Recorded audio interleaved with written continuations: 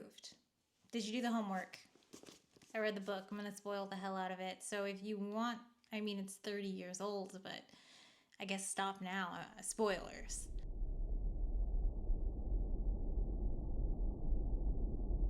So, Contact is a science fiction novel published by famous scientist and science communicator Carl Sagan in 1985. I don't know much about how the film industry works, but this was like a treatment, a script that Carl Sagan shopped around in the late 1970s and no one bought it. So Carl Sagan decided to publish this as a novel when Simon & Schuster in 1981 approached him and offered him a $2 million advance to buy the script and turn it into a novel. And I don't know a lot about the book industry either, but I imagine that sum of money is also a startling and shocking amount of money for an advance on a book, especially a first novel. Like, he had written other books, but this was his first novel. And of course, it was made into a film in 1997, directed by Robert Zemeckis, starring Jodie Foster. And we're going to talk about both. But we will start with the book. So this book is in 3 parts. Part 1, the message. Humans receive a message from space. In part 1 of this video series, I built a radio telescope. And in that video, I mentioned Contact as kind of the most famous example in media of someone doing radio telescopy. Our hero, Dr. Ellie Arroway, works at Arecibo, RIP.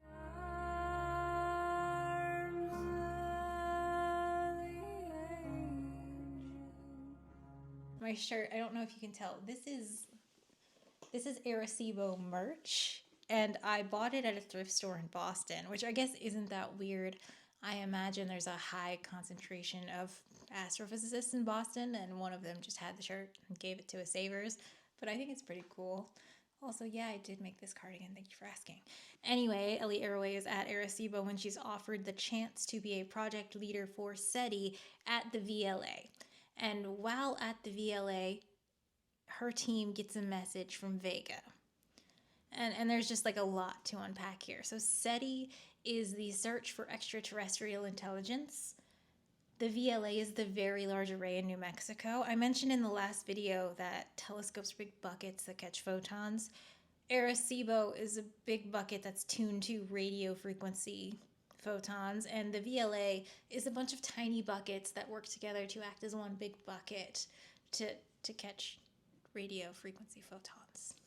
Arecibo is famous for broadcasting. When we think of radio telescopes, we think of them as like receivers, not so much broadcasters. But in 1974, Arecibo broadcast a message toward the direction of M13. So M13 stands for Messier Object 13. Charles Messier was an astronomer in the 1800s, and he was looking for comets. So he had an 1800s type of telescope. It wasn't the best, and he would point it at bright objects in the sky and leave it there. And if he came back sometime later and the object was still in the eyepiece, meaning it hadn't moved across the sky, meaning it wasn't a comet, he would just like write it down in his little book of like a catalog of uninteresting objects, right? So, hundreds of years later, we can use our modern telescopes and we can look at his catalog of uninteresting things, and we see these big, beautiful objects, including M13, Messier Object 13, which is a globular cluster.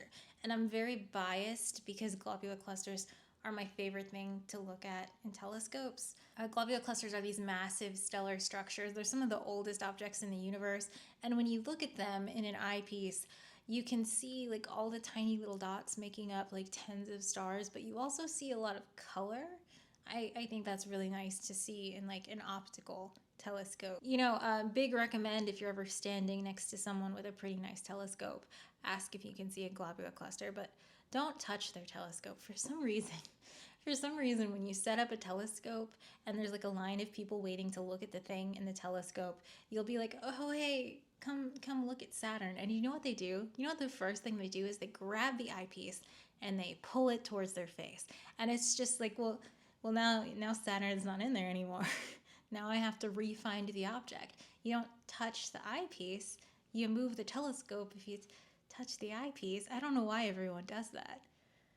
Anyway, Arecibo sent a message towards M13, a globular cluster, in 1974. The message looks like this.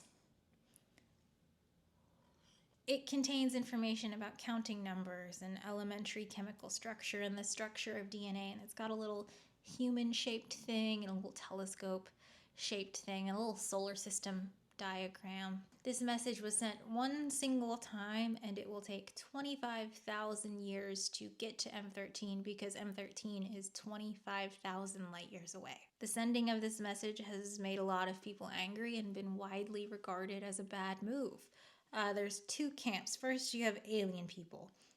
Not aliens, but people who are very interested in the existence of aliens.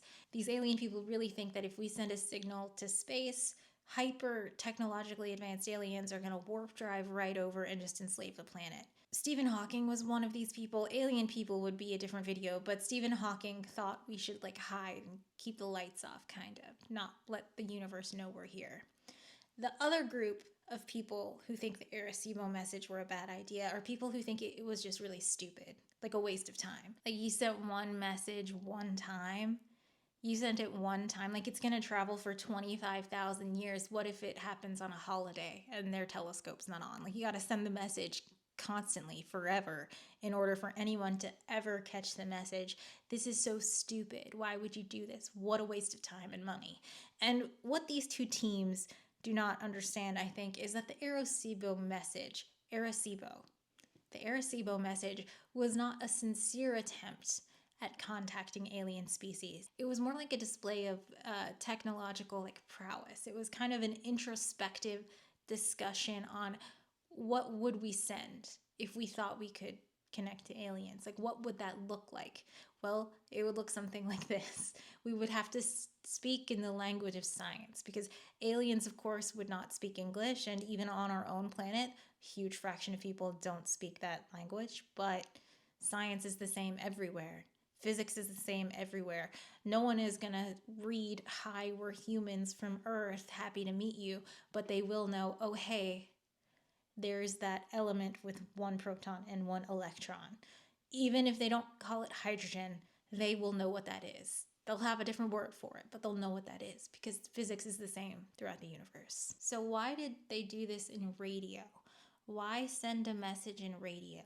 And the answer is because radio waves are fast. Sometimes I don't know if I should say that was a joke. You got that was a joke, right? Because in part 1, we talked about how photons travel at sea in space. We talked about the whole electromagnetic spectrum and how you can have X-rays or gamma rays or optical photons. They can vary wildly in energy and frequency, but they all travel at sea and they can all carry data. So if photons of all energies can carry a message, why do we specifically look and send radio waves? Think of it from the sender's perspective. Imagine you want to put a signal in an X-ray and send it out into space. You would need a source of X-rays to tune to be whatever message you want to send, right? So how will you get a source of X-rays? A giant source that will continually produce a bunch of X-rays. I guess you could build a synchrotron around the moon. You could do that. Or you could just send a radio wave. You shove an electrical signal through an antenna and you can produce a bunch of radio waves. So it's just the cheaper option. It's the cheaper thing to do. It makes more sense to send radio waves. Think about it from the receiving end. If some alien species exists, and I will just lay all my cards out on the table and say I'm sure that they do, it's just a numbers game, but if they do, they would have evolved, I think, on a planet with a thick atmosphere that can shield them from things like X-rays from space that, alter people's DNA and give them cancer and stuff. So if you want to send a message, you probably want the likelihood of them hearing it to be high. So you would want to send something like a radio signal that could just go straight through an atmosphere. It just makes sense to work in radio. I mean, probably. Honestly, if you're asking why send radio signals, the answer is probably because it's cheapest. But you could also think about it from an alien psychology standpoint. Intelligent life on other planets probably will go through some sort of similar technological advancement series that we did here. And that just means that they will build radio sources long before they built X-ray sources, the same way we did. It's like, of course, you'll build a wheel before you build a combustion engine. Do you know what I mean? I mean, probably. So that means if they receive a radio signal, they would know what to do with that. They would know how to look at it and analyze it and get the message out of it. How do you attach a message to some photons? Well, let's talk about how the Vegans do it in the book. And I have to say, it's very the aliens are sending this message from Vega, so they call them vegans, which is totally fine, except that word in a book is spelled the same way as vegans. And so every time I'm trying to read, I read the word vegans. So don't make fun of me if that happens.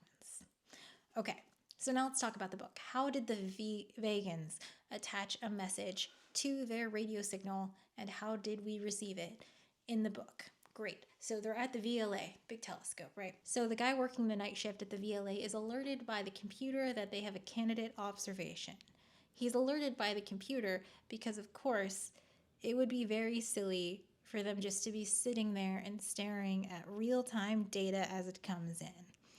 It would even be sillier if for some strange reason they were collecting the radio signal and then converting it to some sort of audio frequency and listening to it on headphones.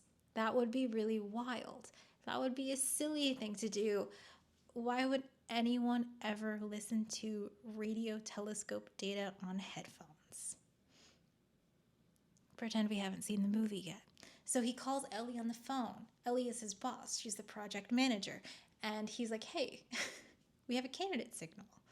And she drives in, very excited, and they look at the data with their eyes on the computer screen, and they notice that the pulses are a series of prime numbers. And this, of course, is very exciting. It means the signal is artificial, because no pulsar would, I mean, God, space is big, right? It's a numbers game. Anything could happen. But, like, it is very strange that a natural object would be pulsing in a series of prime numbers.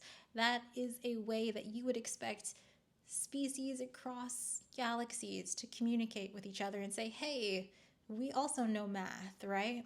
So this is very exciting. And Ellie Arway very excitedly alerts the world of astronomers and is like, point all your telescopes towards Vega. We're receiving a signal.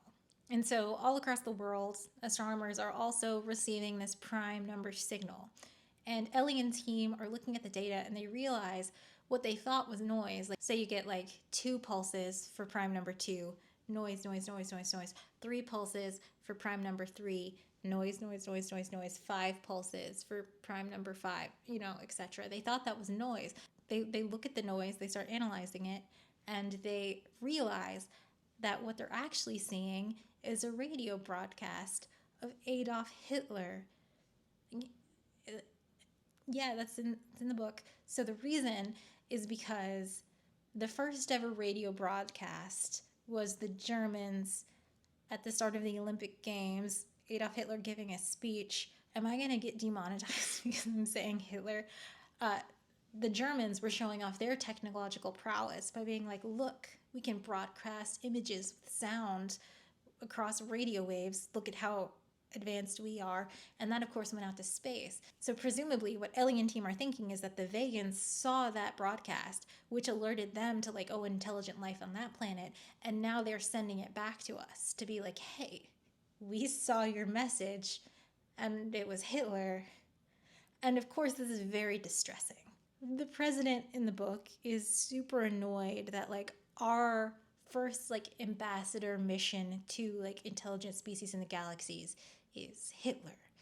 This is of course distressing to the American president in 1985. Just to give some context for modern viewers, in 1985 the American government still knew and recognized that the Nazis were the bad guys. So this was shocking for them.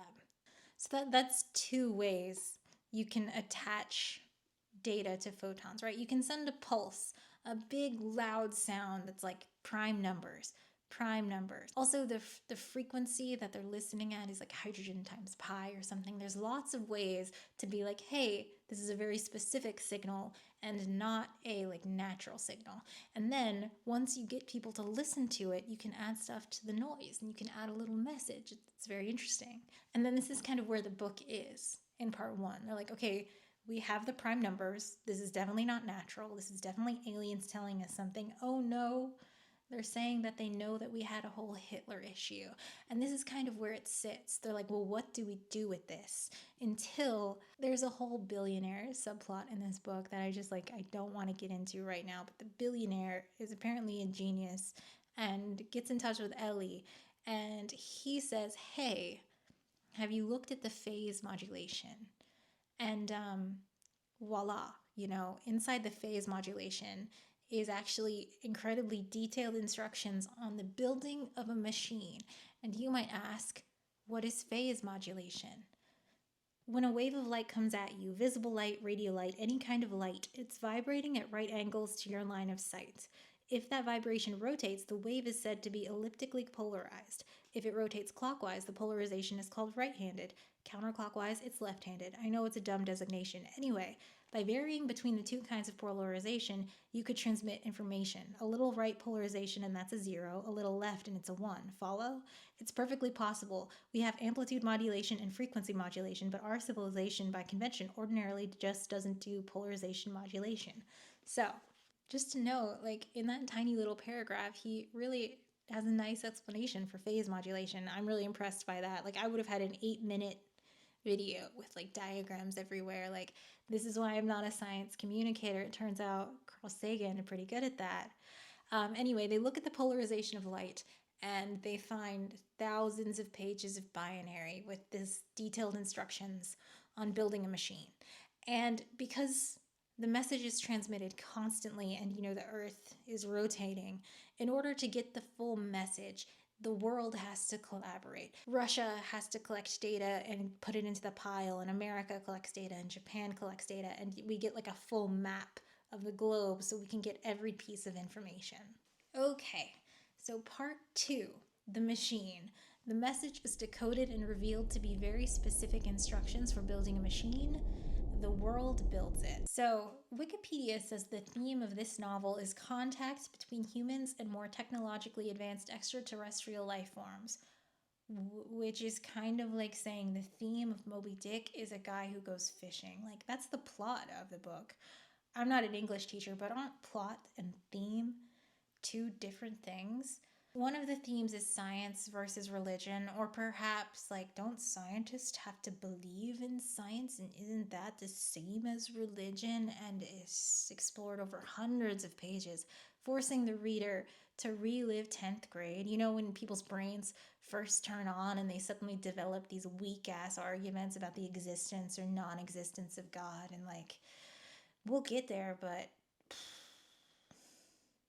I first read this book in high school and I remember thinking it was fine, but boy, as an adult, I just don't have the patience for these types of discussions anymore. I really, really struggled through this. I think I did end up appreciating it. I appreciated a lot of the stuff, especially after watching the movie, but this was my punishment for saying I was going to do a thing before I did the thing. I shouldn't promise to do a video on a thing unless I've already done the thing, because oh boy, I don't think I would have finished this otherwise. But I mean, it was fine. 3 out of 5 stars. It was fine. The second theme I found interesting, and it was technology versus humanity. This theme shows up in a couple of different ways. One of the ways is one of the main characters, Palmer Joss, who's played by Matthew McConaughey in the movie. He's a religious dude who's made his name kind of claiming that technology has destroyed our humanity. It's removed us from each other.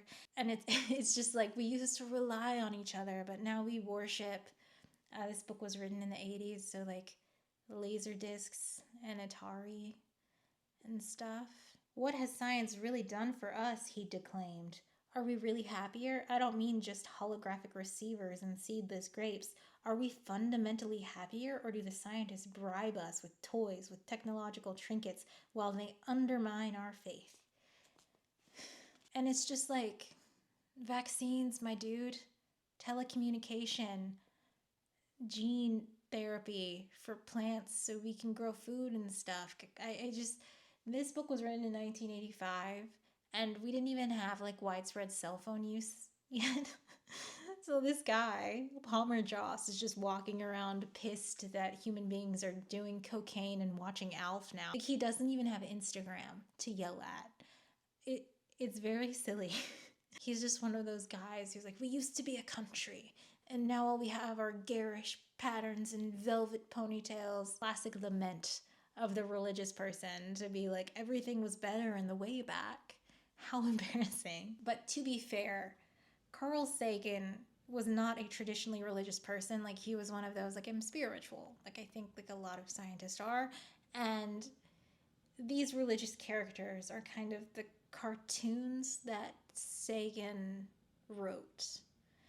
Like, it's a cartoony version of a religious person for the book reasons. And then the message happens and everyone learns that it is instructions to build a machine, and Palmer Joss becomes like the president's spiritual advisor because he's like, technology is bad and there's a message from space and like there's religious implications, but like whatever. The world decides to collaborate and build the machine. And this was my favorite section of the book. So this is like the early 1980s, right, in the book. And it's like the height of the Cold War. And you have like America and the Western Bloc, and they love capitalism. And you have Russia and the Eastern Bloc, and they love communism, and the tensions are high, and the bombs are being built, and like war is on the precipice at all times, and everyone's really nervous. But then they have like a group project. They have this group project. Like, there's a threat from space. And so now it's like, well, we should all probably get together and discuss this. So the world governments are like, should we build it? If we build it, what do we do with it? And they have a very human view of this like invitation, because that's what it is, right? Aliens have sent instructions. That is an invitation. So some of them are like, this is a Trojan horse. Imagine if I decided to explain what a Trojan horse was. Like, sometimes I don't know when to stop being like, some people think it's a doomsday machine. Like, we're going to build it and everything on Earth will explode. There's one really interesting one. Let me read it to you. So this is one of the Russian guys that's friends with Dr. Arroway in the book. He says, Arroway, don't you understand? I'm amazed you don't see it. The Earth is a ghetto. Yes, a ghetto. All human beings are trapped here. We have heard vaguely that there are big cities out there beyond the ghetto with broad boulevards filled with droskies and beautiful perfumed women in furs, but the cities are too far away, and we are too poor ever to go there, even the richest of us. Anyway, we know they don't want us. That's why they left us in this pathetic little village in the first place. And now along comes an invitation. Fancy, elegant. They have sent us an engraved card on an empty drosky. We are to send 5 villagers, and the drosky will carry them to, who knows, Warsaw or Moscow, maybe even Paris. Of course, some are tempted to go. There will always be people who are flattered by the invitation, or who think that it is a way to escape our shabby village. And what do you think will happen when we get there? Do you think the Grand Duke will have us to dinner? Will the president of the Academy ask us interesting questions about our daily life and our filthy shtetl? Do you imagine the Russian Orthodox Metropolitan will engage us in a learned discourse on comparative religion? No. We will gawk at the big city, and they will laugh at us behind their hands. They will exhibit us to the curious. The more backward we are, the better they'll feel, and the more reassured they'll be. It's a quota system. Every few centuries, 5 of us get to spend a weekend on Vega, have pity on the provincials, and make sure that they know who their betters are. I just think it's a very human-centric version of like politics between neighboring countries in the 20th century. That's how people would see an invitation, where the scientists are kind of like, well, they could kill us at any moment. What we do doesn't matter. They've invited us. It would be rude not to respond. And in the book, that scientific opinion convinces everyone to be like, okay, we'll all work together. We will build this device. And I, again, thought this was the most interesting part of the book. The group project provides the opportunity for all of these countries to work together. And because they all have access to the document, multiple countries decide to build a machine. America builds one, Japan builds one, Russia builds one, but all of the work is being done by random contractors. So like some random Florida company is building the same component 3 times and sending it out. And something amazing happens. Like everyone's so focused on this effort that like world peace, nuclear proliferation is down. Everyone's working together. And in the book, this happens over 12 years, which is very interesting. Carl Sagan like promotes this optimistic view of the future where the world has to work on this project. So as a result, like everything gets better all across the world. Technology brings everyone together. Tying it into the theme of humanity versus technology, well, maybe technology is the thing that could push us. Like this goal of building the machine forces everyone to work together and work towards this goal. They put aside country lines, they put aside like these dollar amounts. They're like, who cares? It costs $1 trillion, we'll just do it. Everyone has jobs now. Like world peace happens. The technology that they're seeing is then applied, because it takes 12 years, to other fields, and the lives of everyday people are improved because they're working on building this machine. It happens over 12 years.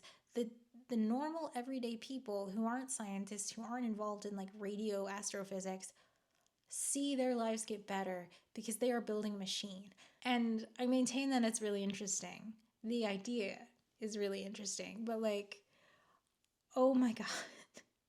Like 30% of this book is just hyper realistic discussions between Miss American President and her advisors and her religious spiritual advisors and the scientists trying to explain what prime numbers are and talking about like how Russia, it's just imagine you hear about a book like Contact and Wikipedia tells you the theme is contact between humans and intelligent life. And it's written by a scientist. So, oh my goodness, it's going to be so good. And then it's just politics, just geopolitical interests and how that affects the idea that aliens exist. I've been watching a bunch of classic movies I've missed and like rewatching ones I watched one time when I was a kid. And I recently rewatched the original Star Wars trilogy. I'm not a Star Wars guy, but I did enjoy them a lot more than I did the first time. They were pretty good. Hot take. Star Wars fun movies. But this book specifically makes me think of those people who really like Star Wars and they watched it in the movie theater in the 70s and the 80s and they're waiting for the prequels to come out and they're like, oh my God, there's so much in this universe. What could possibly be the next story? I am so excited. And then they go watch the prequels and it's just like Senate negotiations over trade wars for like 10 hours. And it's like, I can see why that's the story, but also it just sucks that that's the story. Like, realistically, of course, that would be the story, but like, it's supposed to be a movie, man. I'm not a Star Wars person. Am I insulting the Star Wars people by saying the prequels are boring? Or, like, because I feel like opinions have changed since the last 3 movies came out. Should I become a Star Wars person? Let me know in the comments below. Anyway, the idea that it takes a long time to build this machine, the group project forces the world into peace, people become citizens of Earth rather than citizens of their respective countries, is a very interesting idea. Like, there's just a very optimistic version of the future where this brings everyone together, and because they work together, they build these new technologies, which improves the lives of all the people, all because they got a message from the stars. Like, it's a very, like, look at how science could positively impact the world type discussion, and I thought this was the best part of the book. One thing that I thought was really good was that he describes the building of the machine and like how the aliens ensured that there were so many tests. Like, they would give an instruction to build something and then there would be like test after test after test. And I really like that. Like, the aliens assume we're kind of dumb, and so we get very simple step-by-step instructions. And I also really liked that it's very vague. Like, we're reading the book, we don't get instructions on how to build a machine. I think it's really important when you're writing sci-fi not to give too much detail, because if you give too much detail on how the machine is supposed to go through a wormhole or whatever, like, my physics brain starts being like, well, that doesn't make sense. And so it was like the perfect big description without going too in the weeds. I really enjoyed this part of the book. Part 3, The Galaxy. 5 humans load up into the machine and have a religious experience traveling the galaxy, but come back with little evidence to convince the rest of the humans. So I briefly mentioned earlier the theme of religion versus science, and like that's just kind of the whole book. That's the theme of the book. Our main character, Ellie Arroway, kind of sees this come up in her life. When she's a child, she has that classic experience where she's forced to go to Sunday school and she asks so many questions that she gets kicked out. Um, I know that this is a very common story that atheists tell. Like, every atheist you know is like, I once stumped all the adults with my super good questions about religion, and I just. I feel like religious people are not dum-dums. I don't think 7-year-olds are going around stumping lifelong religious people who are also professional teachers of religion to children. I feel like these atheist children are just disrupting the class. Like, they're being rude, they're being annoying, and so they get kicked out of the class for breaking the rules. And for some reason, the little atheist children like put a little star, and they're like, see, that was the first time I bested everyone with my atheism. And it's like, well, no, you didn't stump the teacher. She's not less religious now. She's just annoyed that you kept disrupting the class. This also happens to Ellie again.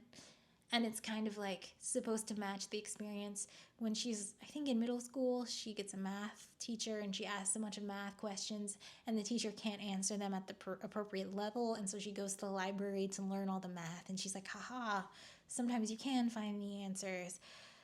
But anyway, if you imagine a story from like an atheist, like a classic atheist confrontation with a religious person's story that they all have, they're all in the book. So just another example, Palmer Joss takes Ellie to the Smithsonian in DC, and they go see Foucault pendulum, and he's like, I bet you have to have faith that the pendulum's not gonna hit you in the face. See, science is a religion. And it's just that's not faith. That's conservation of energy. The issue is that Carl Sagan, the man, is a traditionally not religious person. Like, I think he has had so many words about his religion, but I don't want to put words in his mouth. But I think, based on what I've read of him, his version of religion is like not atheist, but like agnostic, spiritual. Like, I need evidence, you know. And because that is his religion, he's just writing every single straw man religious argument that you've ever heard, and it's very cringy to read, especially when it happens over and over and over. To be fair to Carl Sagan, though, these arguments from religious people in his book that he's written cartoony straw man versions of are the actual arguments that you hear from religious people. And maybe if they had better arguments for being religious, Carl Sagan would have put those in the book. I've tried to be really nice. Let me just have that one. Okay. Under the theme of religion versus science is also the theme of like parenthood. And you can see why that's kind of the same thing, because like Western religions are a lot of like God the Father, you know, but Ellie has these issues with her childhood and her parents. Like, her mom is not supportive of her little science journey, and her dad is like, I love science, we'll do science together. And then he dies and she marries this dude, her stepfather, who's like a math professor or a science professor, and he also doesn't think women can do science. So she's kind of like, she lost to the only parent that believed in her, and she goes on to do these amazing things, and she's like rude to her mom. It's like the whole thing. And then at the end, when she meets the aliens, spoilers, they take the shape of her dead father. So it's like God, father, parenthood, and stuff. There's this moment in the book where Ellie, Dr. Arroway, she's made this life-changing, not life-changing, earth-changing, history-shattering discovery that aliens exist and they want to talk to us, right? Probably the most important thing that any human would ever do, okay? Like, for like the history timeline. She has done this, right? She, through her discovery, inspired the world to build a machine, to work together. She caused world peace. They've built a machine. She's on the machine. She's going to be the first person to make contact. This is the most important person who's ever existed. That is her. That is what she's done. And she's on the ship, and all of these things have happened, and she's gonna meet aliens, right? Profoundly impactful moment for humanity, for the history of history. The end. Can you see? This is part 3, the galaxy. This is the end. She says she wished she had had a child. It was her last thought before the walls flickered and became transparent, and it seemed the earth opened up and swallowed her. And I just...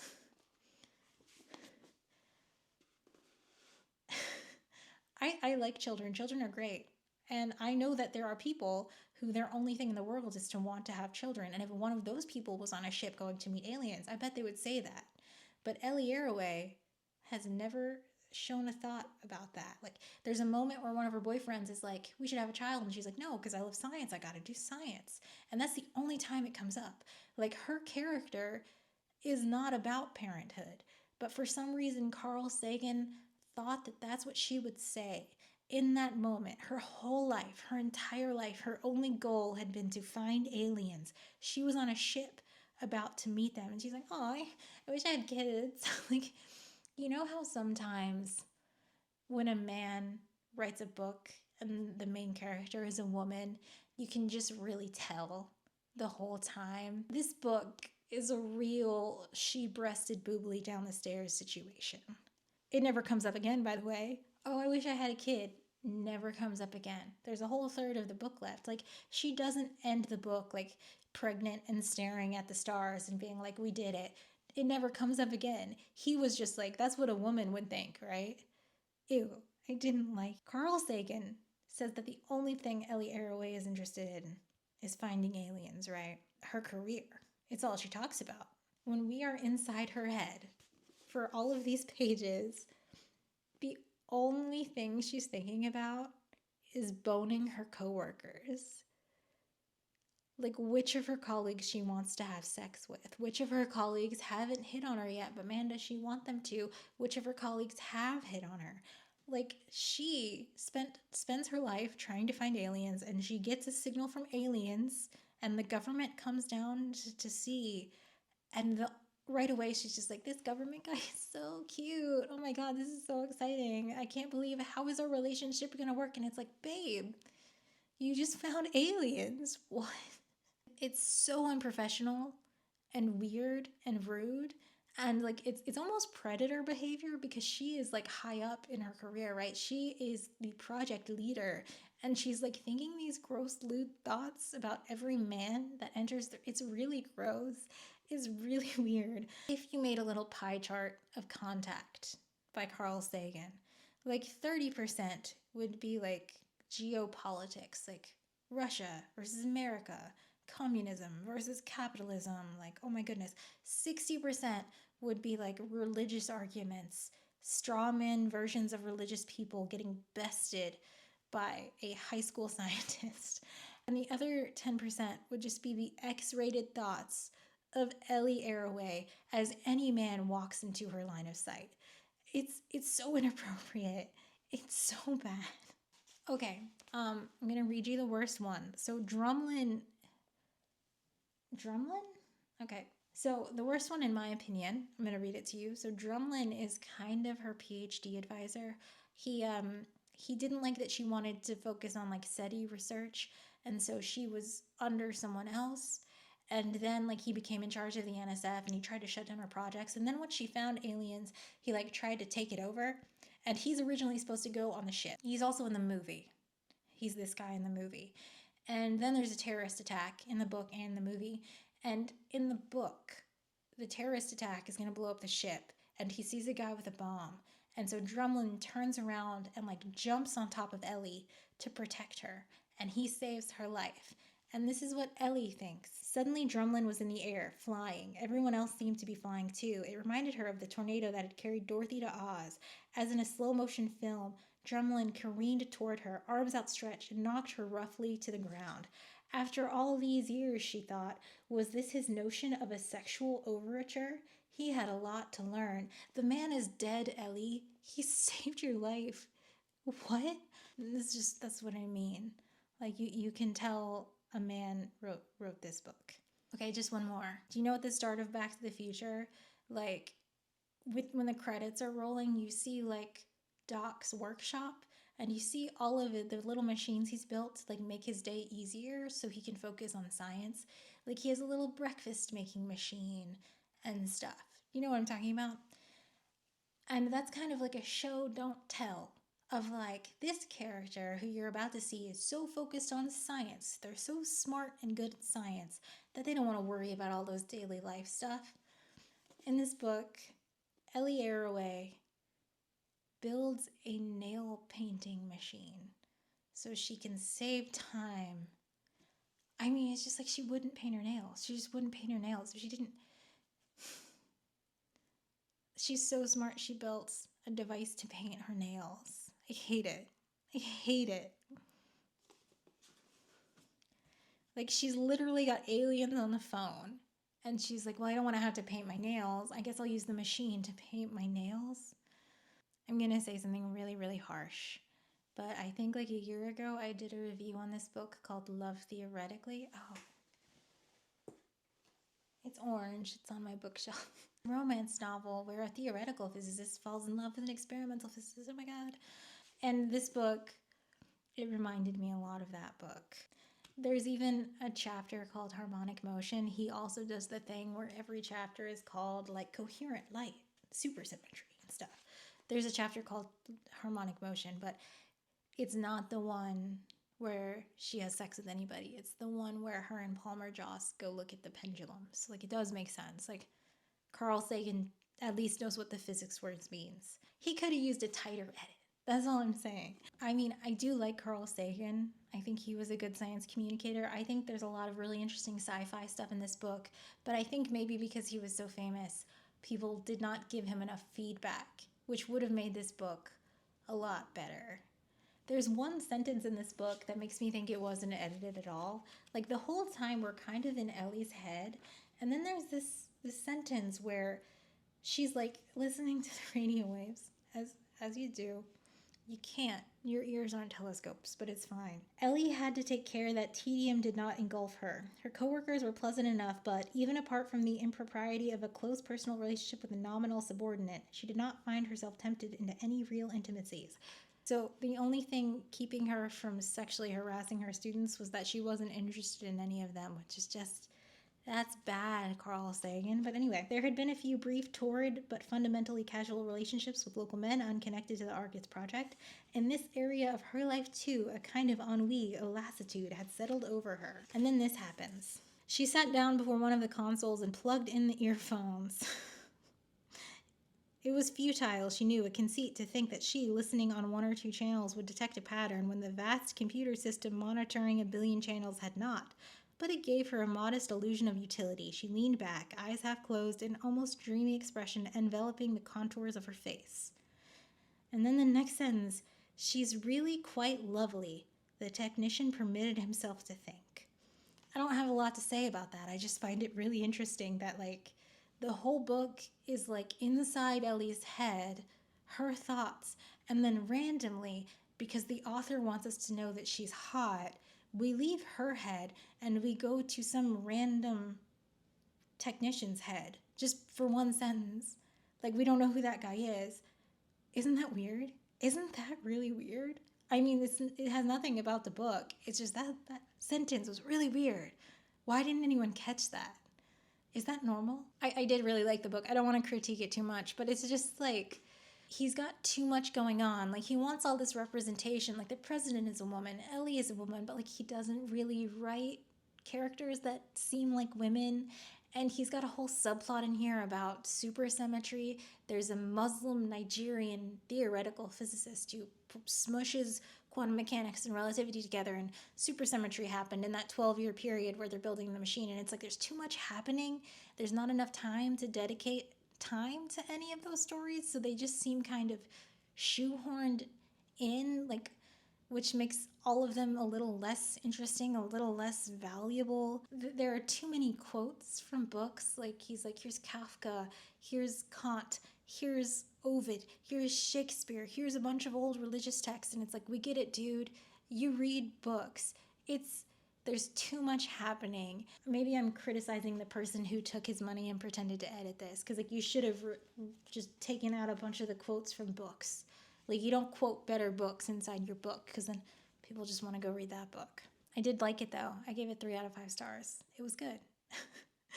Let's get back to the book. So the big conceit of the book, it happens at the very end, part 3, the galaxy. So the character of Ellie in the book, she's like the kind of spiritual, like, space is big, I like to feel small. Like, there's a lot of stuff out there. We don't know the answers. That kind of religious, right? And she's had all these conversations with all these religious people. And she's told Palmer Joss, like, I'm an incredibly spiritual person. I just don't believe in, like, the religions of Earth. There's just no evidence of that, right? And then she goes to space. 5 of them together. They get in the machine, right? And they all have these huge religious experience with aliens. Like, they all split apart and they all see an alien that takes the shape of someone they're estranged from, either in like life or like life circumstance.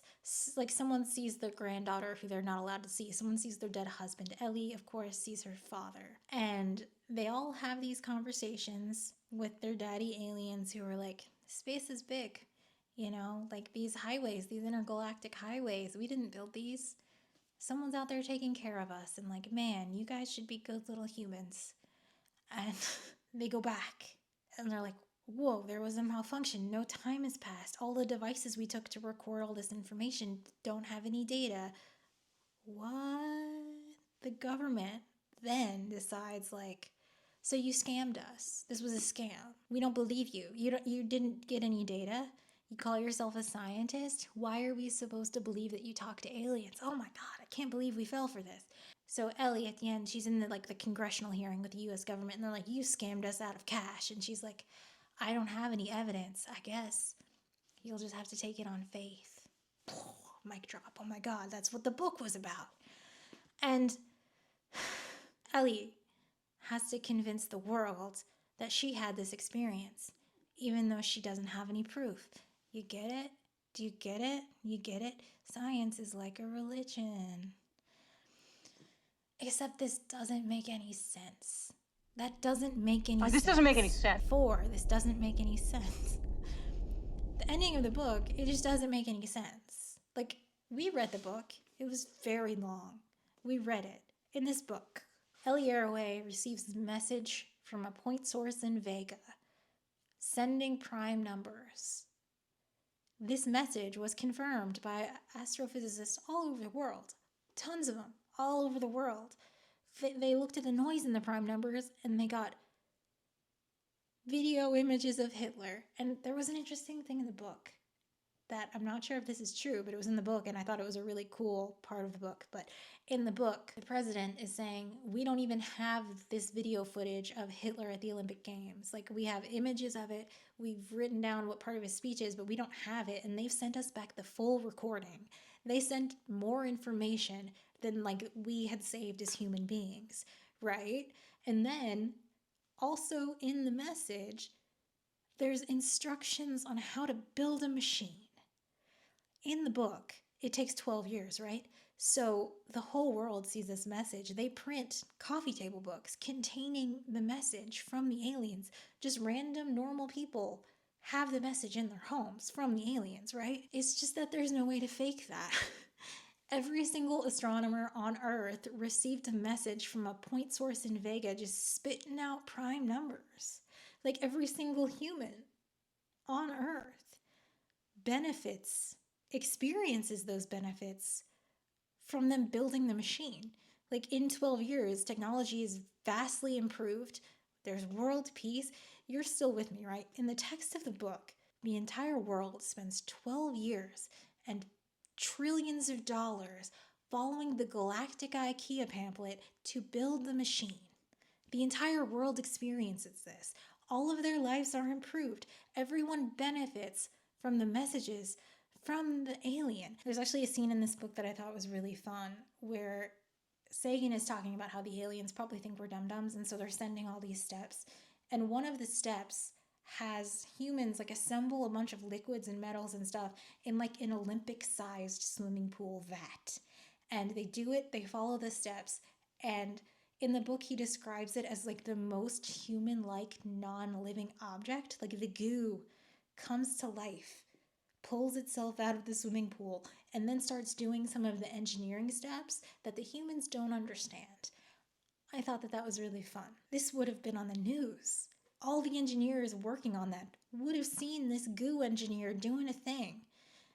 They saw it with their eyes, right? So for 12 years, everyone on Earth knows aliens exist. They get new technologies from the alien message. World peace, humanity, everyone's Earthlings now. We're all working together. 5 people go meet the aliens, forgot to take a picture, and now they're like, so you scammed us all. None of this happened. It doesn't make any sense. Even if they didn't believe that those people met aliens, they all saw footage of the goo engineer. Do you know what I mean? Like, it doesn't make sense that this is the ending.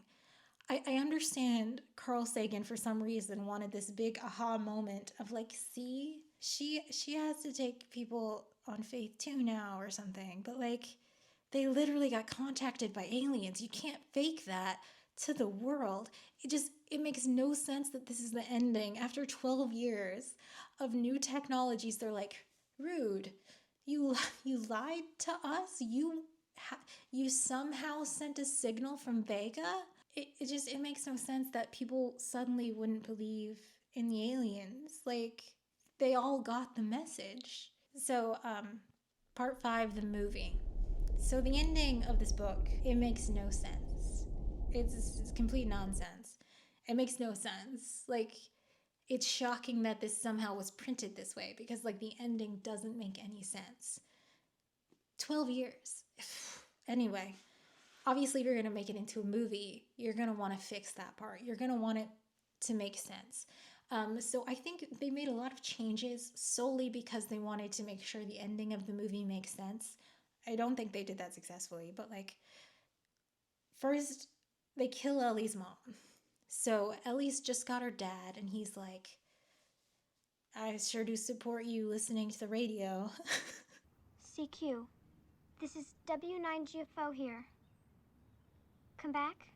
And they make Ellie absolutely obsessed with like contacting other people far away, and then eventually trying to contact aliens and stuff. And Zemeckis, who I think is great, by the way, I also like this movie. I'm gonna shit talk it, but I think it's good. I think Zemeckis is good at making movies. He does do this thing where it's like it's symmetry, it rhymes, which is annoying. Small moves, Ellie. Small moves. Pensacola, Florida. One down. Occam's razor, you've ever heard of it? Are you familiar with the scientific precept known as Occam's razor? Seems like an awful waste of space. It'd be an awful waste of space. Seems like an awful waste of space. But also, I don't believe that an 8-year-old with a ham radio license would forget what Saturn is called. I'll give you a hint. Hula hoops.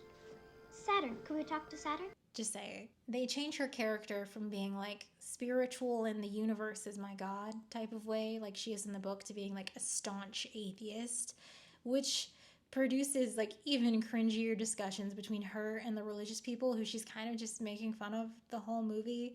How do you know you're not deluding yourself? What if science simply revealed that he never existed in the first place? I kept asking all these really annoying questions like, all right, then where did Mrs. Kane come from? And pretty soon they called my dad and they asked him if he wouldn't mind just keeping me home. Sometimes we just have to accept it as God's will. Should have kept some medicine in the downstairs bathroom. Wait, I was going to say a sense of adventure. Come on, it's like you're saying that science killed God. The fact of the matter is, we don't even know whether they believe in God. This is nuts. Excuse me. And then you have Matthew McConaughey acting like Charlie from the Santa Claus. Did you love your father? What? Your dad, did you love him? Yes, very much. Prove it. Have you ever seen $1 million? No.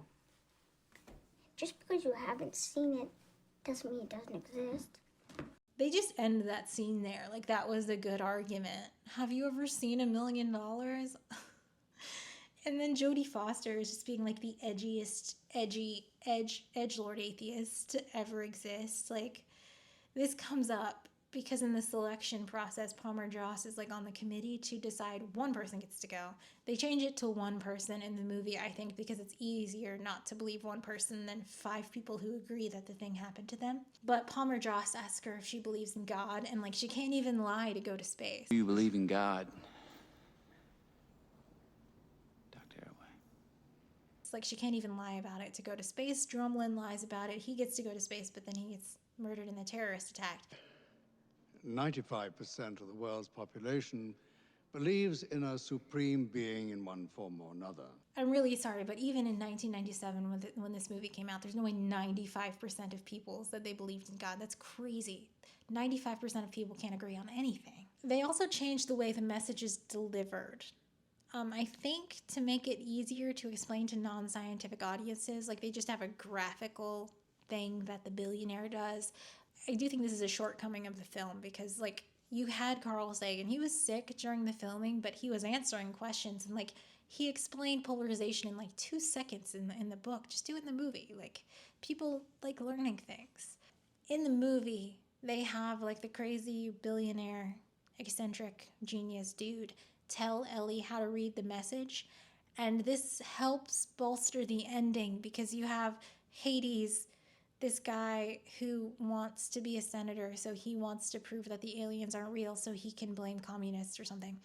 You have him being like, well, this billionaire gave you the answer to the message. Maybe he created the message. Maybe he's treating you like a pawn. Maybe you're a dumbass, Ellie. Even though it still doesn't make sense. They also changed the timeline. So in the book, it's like they get the message, 12 years of like world governments collaborating, building the machine, technology improves, every person, every normal everyday person experiences a positive effect of, whoa, aliens exist. In the movie, they shrink it down to like message machine, maybe like 18 months, 2 years. I mean, Bill Clinton in the movie is president the whole time. They make me look at his stupid face. The director, Robert Zemeckis, concentrates on the drama and doesn't let the special effects get in the way, except for a couple of awkward scenes where he tries to convince us that President Clinton is part of the cast. Well, that worked as a running gag in Zemeckis' Forrest Gump, but here it's a distraction in an otherwise really fine movie. But because they condense it down, there's not enough time for the message and the machine itself to have that big enough effect on the world. So you see it on the news in the background, but normal everyday people in the movie might not think that it's real. So at the end, when Ellie has to be in front of the Senate committee or whatever, and she's like, well, you just have to believe me. I feel like it's more believable that maybe people would be like, I never saw any evidence of aliens. Do you know what I mean? And then, like I said, you have Hades. At the end of the movie, he's like very invested in making Ellie look like a dumbass so that he can do like a whole new Red Scare thing and be like, communists are bad and stuff. So he's got a vested interest in making sure people don't think the story is true, which like gives you a reason for the sudden heel turn at the end of the book and be like, even though we all saw the message, it's fake, right? I don't know. That's how you get to the ending. They try to frame Ellie or the billionaire guy, and she's just a pawn, for creating a fake message. I think at the end of the movie, you're supposed to be like, whoa, was it real or was it a dream? Oh my God, look, Ellie has faith in herself now. And I just... Is science a religion? Whoa, science is like a religion, but it's not really. Because then at the very end, Angela Bassett tells Hades that, what interests me is that it recorded approximately 18 hours of it. That is interesting, isn't it? So like in the movie, it's canon that her whole thing actually happened, but for some reason that information doesn't go out to the public and they don't even tell Ellie that. The movie also makes no sense. The movie tried to fix it and, in effect, removed all of the interesting things from the book. Even though I still like the movie, the movie's still good, it's still fine. It's just, the ending doesn't make any sense. Like, what do you mean? You can't fake a message from a point source in Vega. It makes no sense.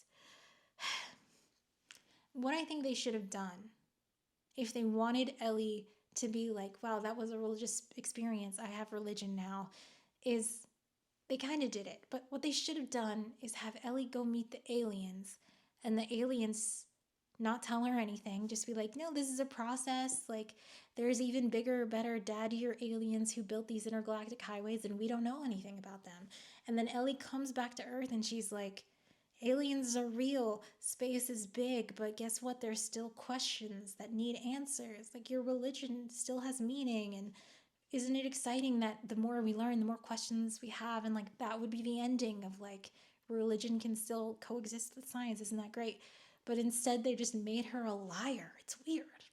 I also don't like at the end of the movie that the dad is like CGI. You can see where his career is going with this bad CGI. They had the actor. He was there, surely. Just put his face where his face is. I feel like when I complain about things, people think I hate them, but like, I really did like the book, and I also really did like the movie. There's a lot of good stuff here. I think the book was better as like a sci-fi. Like, if you're looking for sci-fi that you want to like think about, the book was way better than the movie. The movie seemed more like just Ellie's personal journey into being like, wow, religion can be cool, I guess, which is fine.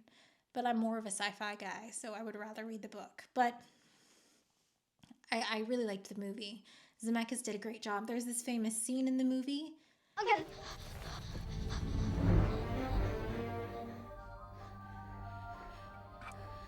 I hate kids in movies.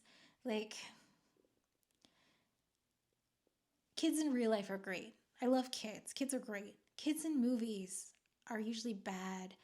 I feel like because like the type of child who is willing to stand silently on a set for 8 hours and be yelled at by a director and cry on cue over and over again, they're going to be quite precocious. And so often child actors, I feel, don't seem like children. Or if they do seem like children, they're bad at acting, you know? I told my dad that I didn't want him to go. Daddy, don't go. Or even worse, you have directors who don't understand how children work. So like a 13-year-old will be told to act in a way that makes them seem like 6, which is just really, really annoying. I don't think kids should be allowed to be in movies. Jenna Malone was a great child actor. She's great in this movie. She's perfect, 10 out of 10. And like, she's still an actor. She's still a great actor. Even when they're good, it makes me feel bad. Like, I just imagine them acting for their parents' love, and their parents are like slightly off screen, like not even watching, just like counting the money. It makes me sad. We should have Zemeckis CGI all children into movies so that child actors don't exist. I really liked Rob Lowe and Matthew McConaughey as the gross religious guys. Like, Rob Lowe has this tiny role as Rankin, who's like a beefier character in the book, but he's just so good at being the worst, just like the worst type of guy. This is yet another example of science intruding into matters of faith. Now they will have us set a place. He's just so good at being like the worst, like the obviously phony garbage TV preacher type guy. And then you have Matthew McConaughey, who's just very good at being like the smooth talking handsome guy who thinks he's better than you. Like, look at this scarf. But our goal is one and the same, the pursuit of truth. I, for one, believe her. He's so good at this movie. No notes on being this type of guy. Matthew McConaughey has that nailed down. I mentioned this earlier, but like, I don't want to see Bill Clinton ever. And I feel like his presence in this movie really ages it, but also makes it worse. In the book, there was a female president. I get that it's a fantasy to have a female president, but like, this is a sci-fi movie. You have Angela Bassett right there. A big problem with this movie is a problem with a lot of Angela Bassett movies, in that they just waste their Angela Bassett. Like, you're already paying her. She's there. Give her more lines. Give her more screen time.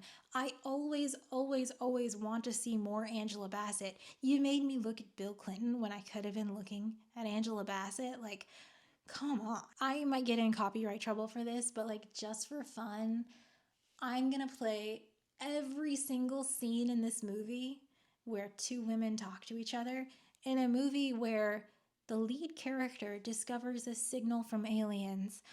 I think it's just going to be important and informative for us to watch every single scene in this movie where two women talk to each other, and promise you'll stick around. Promise you'll stay with me until it's over, and then we can talk about them.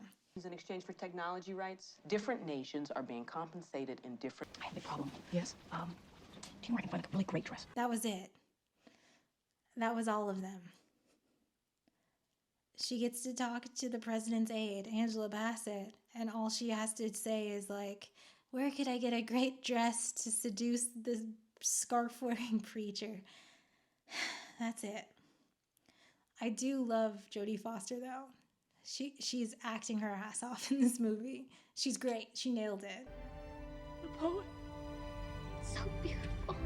We know why we're all here. Part 6. Our ears are not telescopes. You cannot hear radio waves. What are we doing in this movie, guys? What is going on? I know Sagan was sick. He was sick when this movie was being filmed, but like, you could have asked him a question. Did he know that every single scientist character was gonna spend 90% of their screen time listening to signals during this movie?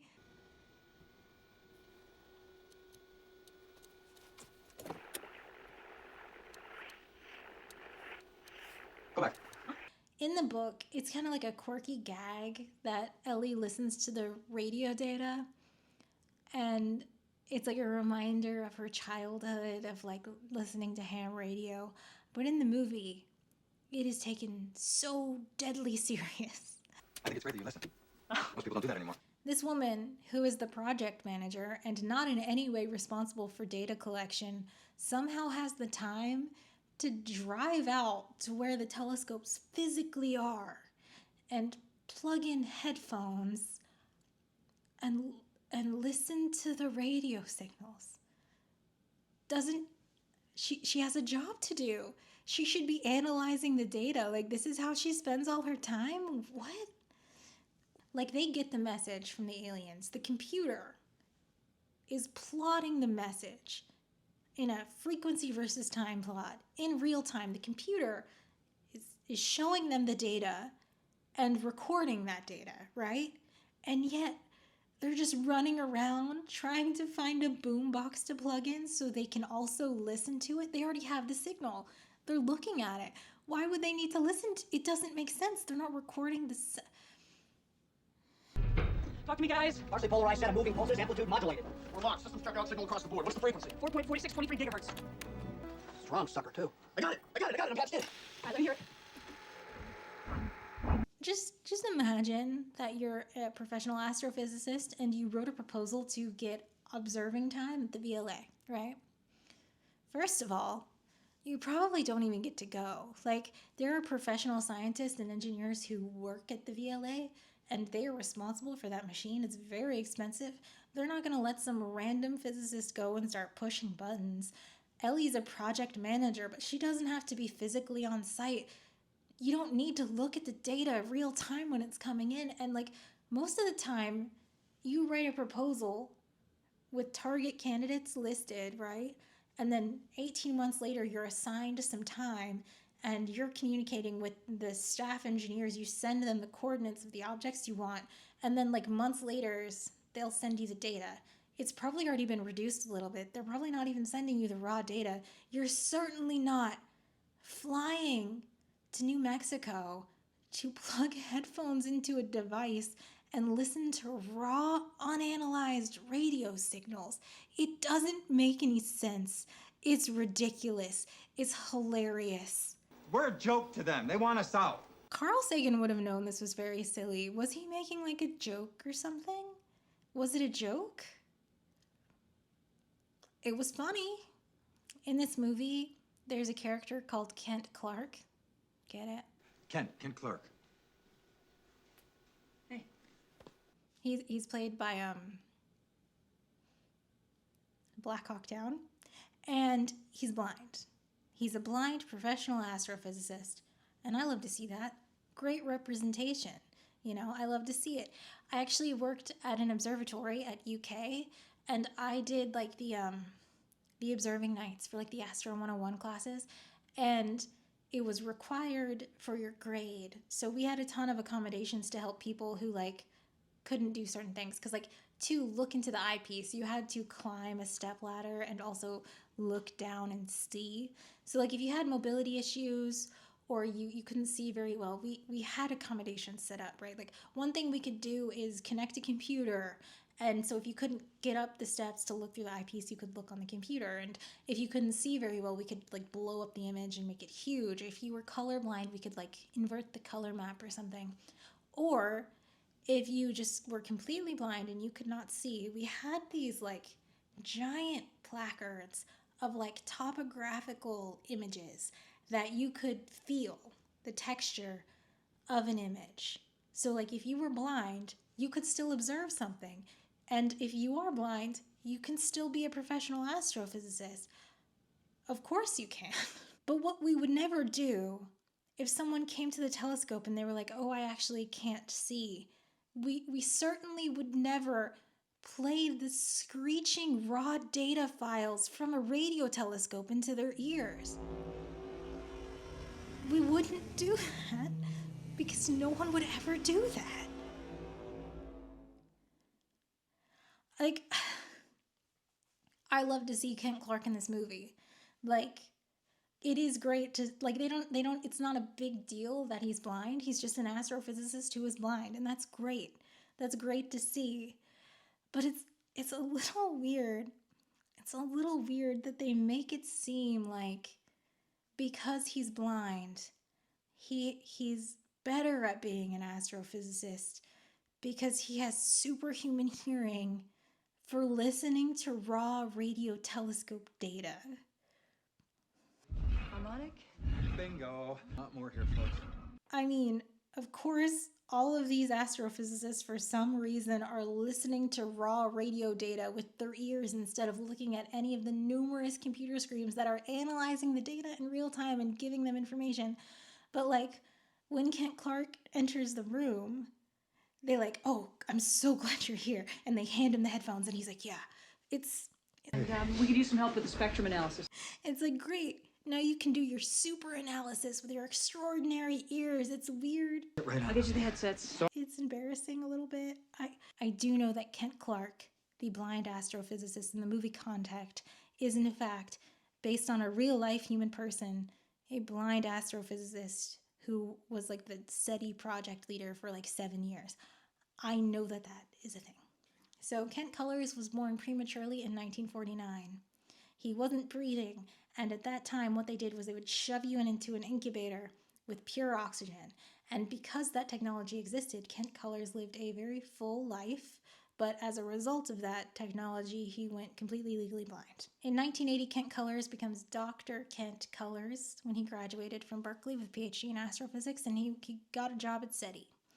He worked as the SETI director for quite a bit, and the character in the movie was directly inspired by him, and he was even going to play the role in the movie until they made it like an actual part and they had to hire an actor. Did Dr. Kent Colliers use his superhuman hearing to be extra good at astrophysics? No.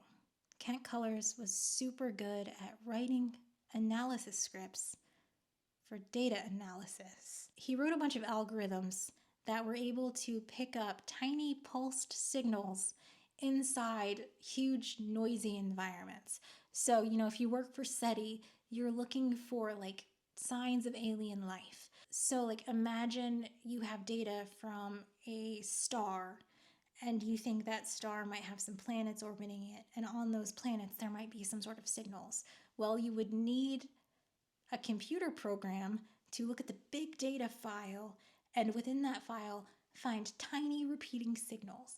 So what Dr. Kent Colliers, famously a blind astrophysicist, was so good at doing was writing these analysis scripts to analyze data from telescopes in the traditional way with computers. Fun fact, some of these analysis scripts he wrote are, well, modern updated versions are still in use in like machine learning algorithms, because if you think of like a machine learning tool that's going to look at a bunch of cells and pick out the cancerous cell, you're looking for a tiny little signal within this huge thing of noise. So like it's still relevant in other fields. And he was a very good astrophysicist, right? And like, I think that's important. It's important to be like, hey, you can be totally blind and also very good at astrophysics. And Dr. Kent Cullers was. And maybe I'm reading too much into it because I did read this interview where he was very proud of like his role in the movie, even though he wasn't in the movie. So like, I don't know. But man, it's still so weird. Just like look at them rushing to find a freaking boombox while they also have the computer showing the data in real time. You would not look away from the computer for a second to go find a speaker to play the sound of the data. Like the government is there and they're like, why did you tell the Australians about the prime numbers? And then Kent comes in and she's like, oh God, I'm so glad you're here. We need you to do the spectral analysis. Get you the headsets. Headphones to do the spectral analysis. Here's the headset. Do some Fourier analysis with your ears. Get a TV monitor. All right, patch the recording into the image processor. Patch the recording through the image processor. Patch the recording into the image processor. You know what, Ellie? Maybe you need a crazy evil billionaire to tell you how to break the code because only just now the government is already on your door and you're like, oh, maybe we should use an image processor. The ears are perfect. We don't need anything else. Like, if you think it's ridiculous that Ellie Arroway, random scientist, ends up in front of a congressional committee reporting on her experience, or I guess non-experience in a spaceship, well, let me tell you that it can and does happen in cases of extreme scientific fraud. Contact came out in 1985, and 1 year later, a single biology paper sparked such huge media attention it was all over the national news, the Secret Service was called, and yeah, a congressional hearing was held. You can learn more about this event and watch footage from the hearings on the feature-length documentary 17 Pages found only on my streaming service Nebula. The controversy discussed in this documentary has been called the scientific Watergate, with repercussions that still affect how scientific misconduct cases are handled today. The series reconstructs events through archival news footage, congressional testimony, and new first-hand interviews. You can find the documentary 17 Pages and all of my videos on Nebula ad-free, plus the occasional bonus video from me if you're into that. Find more information here or in one of the links in my bio. Okay, thanks. Thanks, bye. As surely as I'm speaking by the Spirit of God, that is a word for a person right now. That is God penetrating your heart. It's burning on the inside of you, and you need to make a vow of faith of $1,000. Oh, Bob, couldn't you say 25? No! You can't make a $1,000 vow of faith. I'm saying in faith. So we got people that don't have, teenagers that have hardly nothing going for them. They got enough faith to make a $1,000 vow and send a little $5 here and $10 there as God begins to move like a whirlwind in their lives. Because they don't have that old programming of religion. Well, this isn't the way we do it in my church. Forget your church. I'm talking about what God says. And if you want the kind of miracles that are in the Bible, you're going to have to do what God said to do. I'm talking about your money, because your money is you. It's your blood, it's your sweat, your tears. It's driving down the freeways. It's going to work. It's believing. It's you. Anyway, thanks for watching. This is part 2 of a 3-part video series on, hey, look, we built a telescope in the backyard. I mean, I will look at the data in a couple months. There's a couple of videos I want to make first. But we will definitely look at the data. I'm doing the thing again where I'm telling you I'm going to do a thing and I'm going to be really annoyed that I actually have to do it, but I'm going to do it because I got to look at the data. But we're going to look at it in the traditional way by using a computer. But I mean, like, if you want to listen to it, we can listen to it. Like and subscribe if you want me to just play the raw data file.